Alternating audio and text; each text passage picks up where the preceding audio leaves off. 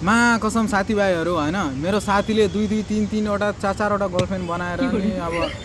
बनाइसक्यो क्या उसले चाहिँ म आफूसँगको साथीले होइन तर मलाई चाहिँ मा के भन्नु यार के हो कि लभ भन्ने कुरा माया भन्ने कुरा कि देखावटी गरेर हो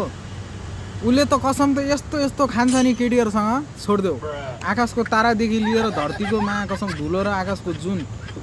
केही पनि छोड्दैन सब टिपेर ल्याइदिन्छु भन्छ कि तिम्रो लागि म फुलै फुलको बाटो बनाइदिउँला काँडा पन्साइदिउँला पनि भन्छ क्या होइन कि देखावटी गरेर मात्र लभ हो माया हुने हो होइन नि अब मलाई पनि सो कोही मनपर्छ होइन त्यसलाई चाहिँ गएर म झुटो कसम खान सक्दिनँ कि जे हो म त नेचुरल हो भाइ कसम जे मुखले बोल्यो त्यही हो अब कसैको लागि म जुन टिपेर ल्याउँछु भने चाहिँ भोलिको दिनमा गएर लिएर आइज भनेपछि कसरी ल्याउनु कहाँबाट ल्याउनु होइन तर मेरो साथीले चाहिँ मलाई त्यो ट्रिकहरू सिकाउँदैन कि होइन सबै झुटो बोल्न मात्र सिकाउँछ नराम्रो बोल्न मात्र सिकाउँछ सो जे राम्रो हो त्यो कुरा चाहिँ उसले सिकाउँदैन कि त्योसँग के न के यस्तो टेक्निकहरू छ कि यार नत्र यार एकजनाले 3-4वटा गर्लफ्रेन्ड बनाएर कहाँ बस्न सक्छ त